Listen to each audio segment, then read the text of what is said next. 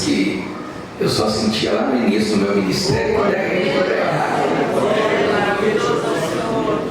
E eu tenho certeza que o Espírito Santo, desde o primeiro dia, tem, através de tudo que tem acontecido, preparado um grupo de obreiros para enfrentar os desafios dessa geração e prevalecer. O texto que foi proposto, aproveitando que os irmãos estão de pé, lá em 1 Timóteo, capítulo do número 3, eu quero, só para contextualizar, ler a partir do verso 13. Eu queria pedir a sua plena atenção. Se você estiver do lado de alguém que está conversando, que está inquieto, senta aqui na frente, você senta aqui no chão, irmão. Mas volte-se para o que o Deus tem feito aqui. E eu tenho certeza que o Espírito Santo vai falar no seu coração. Tem gente que viajou de tão longe. Então não perca seu tempo, não. Receba tudo de Deus aqui hoje. Faça valer a pena a distância, a viagem. O irmão falou ali, pastor, eu vim, eu recebi uma palavra que eu ia sair daqui curado. Então ele está saindo daqui curado, irmão. Porque a palavra de Deus não volta vazia, não. Eu creio que Deus vai continuar operando. Então abra o seu coração. O texto diz assim, verso 13 do capítulo 3 de 1 Timóteo: porque os que servirem bem como diáconos adquirirão para si uma boa posição e muita confiança na fé que há em Cristo Jesus. Escrevo-te essas coisas esperando ver-te depressa, mas se tardar, para que saibais como convém andar na casa de Deus vivo, que é a igreja de Cristo, a coluna da firmeza da verdade. Toma o seu assento, mas mantenha a sua Bíblia aberta. Me conceda um minuto da sua atenção. Desde o primeiro momento, a primeira palavra que recebemos aqui ainda na sexta-feira, através do pastor Valdir, ele trouxe de maneira histórica o conceito do que estava acontecendo naquele momento, como estava a cidade de Éfeso, as viagens de Paulo, as dificuldades e o porquê ele chama o seu filho na fé, Timóteo, para alerta ele para essas coisas. O nosso irmão presbítero Bruno trouxe no sábado de manhã uma explanação muito sólida deste texto. Glória a Deus. Levando todos nós a vermos de uma maneira muito nítida o quão os espíritos desse século têm se levantado para tentar invalidar nossa fé, para tentar invalidar a graça de Deus sobre a igreja, para tentar diminuir a eficácia da palavra na nossa vida.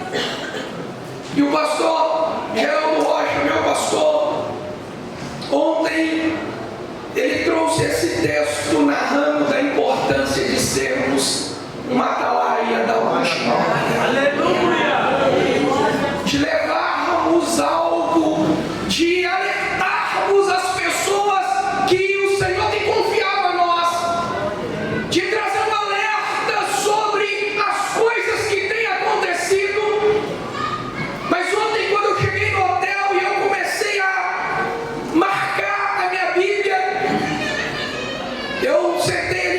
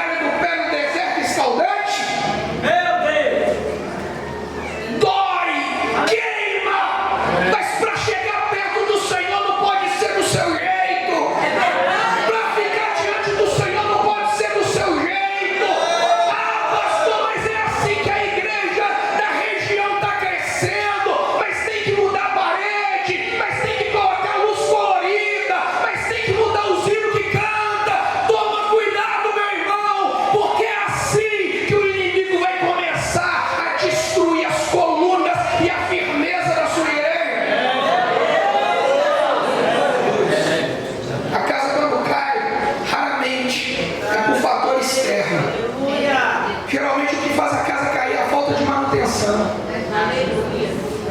Ela vai deteriorando aos poucos. Ela vai deteriorando aos poucos. Eu queria que você, crente da Assembleia de Deus do Brasil, abrisse a Bíblia comigo, lá no livro de Ezequiel. Eu quero surfar na onda que o pastor Geraldo levantou ontem, então eu vou aproveitar. Ezequiel, capítulo número 13. O capítulo 13 de Ezequiel, Deus chama o profeta. Deus chama o atalaia. Mas ele abre o olho daquele profeta e manda ele para algo terrível. É um chamado terrível, irmão. Porque as pessoas vão ter como afronta, as pessoas vão achar que você está querendo ser melhor. Mas é a palavra de Deus. Capítulo 13 de Ezequiel, está com a Bíblia aberta? Amém. O texto começa dizendo assim: veio a minha palavra do Senhor, dizendo: filho do homem, profetiza contra os profetas de Israel. O problema externo Deus vai resolver, irmão. Se levantarem contra boi, ele abate. Se levantarem contra a menina dos olhos dele, ele abate.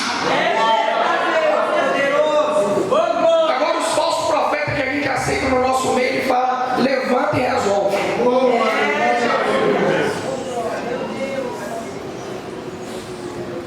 Profetiza contra os profetas de Israel, que são profetizadores, e dizem aos que só profetizam o que vê o seu coração. Ouve a palavra do Senhor. Assim diz o Senhor Jeová: ai dos profetas loucos que seguem o seu próprio espírito e coisas que não viram. Os seus profetas, ó Israel, são como raposas no deserto. Não subsistem as brechas e nem reparastes as fendas da casa de Israel para estardes na peleja no dia do Senhor. Vem vaidade, adivinhação mentirosa, os que dizem: o Senhor disse, quando o Senhor não enviou. E fazem que se esperem o cumprimento da palavra. Não vê divisão de vaidade, não falais adivinhação mentirosa, quando dizeis: o Senhor diz, sem o Senhor, sendo que ele não falou nada. Portanto, assim diz o Senhor Jeová: como falais vaidade e vede mentiras, portanto, eis que eu sou contra vós, diz o Senhor Jeová. Irmão, se o Senhor é por nós, e se ele for contra nós? E se ele for contra? Quem será por nós? Ele falou assim: fala com os profetas que o problema deles é comigo. Eu sou contra eles. Sabe por quê, irmão? Olha o que eles faziam. Cuidado. Às vezes você acha que é só uma mudança. Às vezes você acha que é uma coisa pequena. Às vezes é só para agradar um grupinho. Mas olha o perfil deles. Continua aí o texto, verso número 9. E minha mão será contra os profetas que veem vaidade e que adivinham mentira da congregação do meu povo, e não estarão nos registros da casa de Israel, nem lá se inscreverão, nem entrarão na terra de Israel, e sabereis que eu sou o Senhor Jeová. Olha por quê?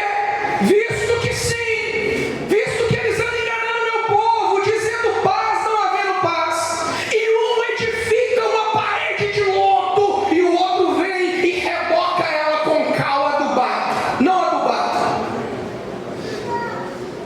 Um levanta uma parede de lodo,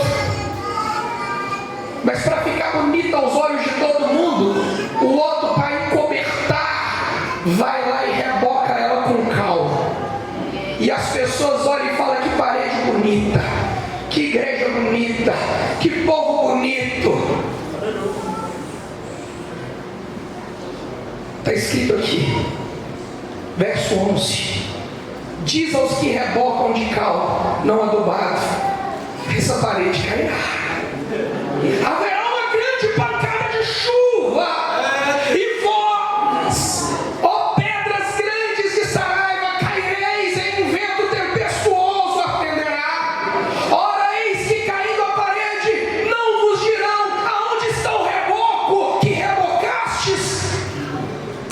Verso número 14: e derrubarei a parede que rebocaste de cal não adubada, e colocarei ela por terra. Meu irmão, nós temos que tomar muito cuidado,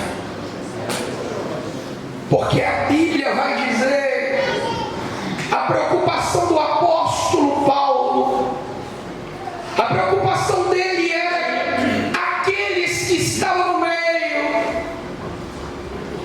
porém estavam no meio com ideias próprias, contrárias às Escrituras. Meu Deus. Com ideias do momento, contrários àquilo que a palavra de Deus diz. Aí a gente muda os louvores.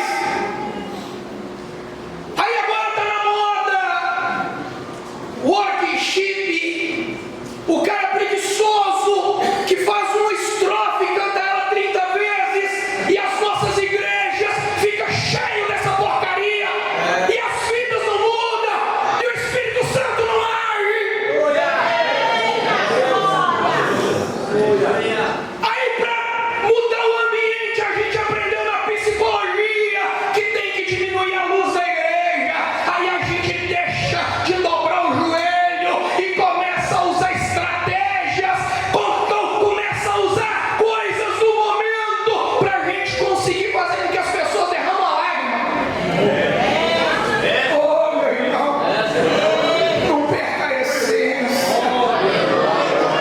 Os meus irmãos, o irmão pegou o baixo aqui, a filha dele cantando. Na hora que eles começaram a entoar o cântico, o Espírito Santo lançou uma bomba dentro do meu coração, e eu que não sou de chorar, estava ali enxugando as minhas lágrimas, perguntando: Senhor, o que é isso? Nós precisamos voltar a buscar o Senhor na sua essência, pedir discernimento do céu, começar a orar e falar: Senhor, e aí, é esse o caminho, é essa canção, é essa palavra, eu sou um atalaia, me mostra onde é o problema, Senhor, que eu vou anunciar, alertar os meus irmãos, e nós não vamos nos deixar ser vencidos por ele. Toma cuidado, toma cuidado. O problema do apóstolo Paulo era esse. O apóstolo Paulo dizia: Timóteo, tem um aí que ele resiste à minha palavra. Estava dentro, mas resistia. Eu estava dizendo ontem para o pastor José Ferreira: é como alguém que está lá dentro fazendo a queda de braço. Você está querendo levar para o céu e a pessoa está resistindo. Cansa. Nós gastamos o nosso tempo aqui, foi falar de missão. É lindo, irmão. Missão é uma bênção. Evangelismo, a igreja nasceu desse jeito. Mas a gente fica cuidando tanto de crente velho, irmão, de problema de crente, que a gente não tem tempo de entregar um folheto na porta da igreja. Problema de crente que não foi lavado pelo sangue. Problema de crente que não coloca a palavra em prática. Tem a carteira de membro há 30 anos, mas não perdoa ninguém. Um rancor no coração, um ressentimento, uma cara amarrada, não consegue.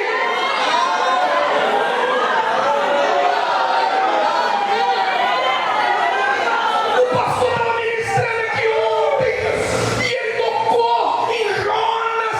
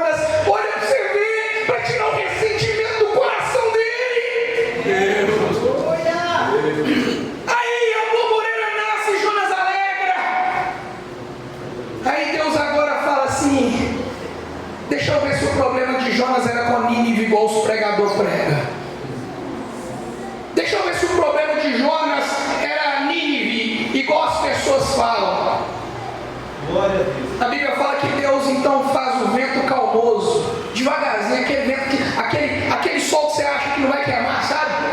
Deus vai soprando assim, vai mudando o sol até pegar no Jonas, queima a bomboneira. E Jonas então fica ressentido de novo, e Deus volta e fala: Jonas, você tem que corrigir isso, meu filho. Você acha que é razoável esse seu ressentimento? Da mesma forma que Deus pergunta quando ele fica ressentido por Nínive, uma cidade, ele ficou a mesma coisa por causa de uma bomboneira. Então o problema não era a cidade, o problema era o ressentimento do coração dele. Que não adiantava o que Deus fazia, ele não queria largar. Ele não queria arrancar aquele coração ressentido. E tem coisa que é você que tem que tirar. Deus não tira, irmão. Perdão é você que tem que dar. Ressentimento é você que tem que tirar. Deus podia tirar. Se pudesse, ele tinha tirado. Deus olha para Jonas e fala: Jonas, é razoável esse seu ressentimento. Você não plantou essa bomboneira. Eu fiz ela nascer ontem. Ela secou hoje, Jonas. Você está ressentido até a morte. Ele disse: eu queria morrer por causa dessa bomboneira. Sabe o que me assusta? Obreiro, que Jonas falou: é razoável. É razoável que eu fique ressentido até a morte por causa da bomboneira. E o livro acaba. Aleluia. Não continua. Não fala que Deus pegou ele e levou ele para Tarsis. Que Deus então pega ele e leva ele para qualquer lugar. O livro acaba. Se você não mudar, se você não arrancar de dentro desse coração esse comportamento que não vem das Escrituras, que não vem do Espírito Santo, você pode até ser obreiro, mas com esse coração ressentido, a sua história vai acabar. Seu ministério vai acabar. Você pode até ser obreiro, mas se o seu comportamento com as pessoas não mudar, se o amor não entrar, se não for transformado, não adianta falar que a culpa é do ministério, não adianta falar que a culpa é da conversão, não adianta falar que é do pastor. Arranca esse ressentimento de dentro do coração.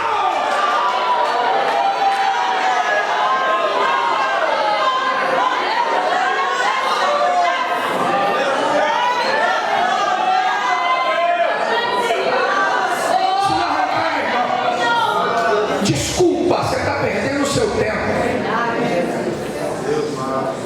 Ah, pastor, eu sou assim.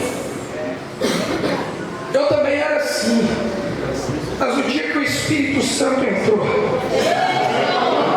tem hora que eu passo por situação que eu falo: Jesus, se fosse um tempo atrás, eu esperneava, eu fazia beicinho, eu gritava, eu ia atrás do meu direito, e parece que eu estou morto. E o Espírito Santo fala: tá mesmo. Nem dói mais, que agora Cristo vai viver em nós. Eu falo para os meus obreiros, eles todos. Eu falo que me fez pastorear porque Deus me fez entender que eu sei que Ele pôs um suco digestivo no dia que Ele me consagrou. Que agora eu consigo, pastor, diluir sapo. Porque antes a gente ficava querendo, não queria engolir o sapo, né? Isso matava a gente. Agora a gente engole o sapo e ele dissolve. Aí a nossa vida não toca. O apóstolo Paulo falou: toma cuidado, Timóteo. Aleluia. Toma cuidado. E ele começa dizendo: olha, cuidado com os falsos mestres. Ezequiel, o atalaia do Senhor, ele foi chamado. E ele foi chamado para profetizar.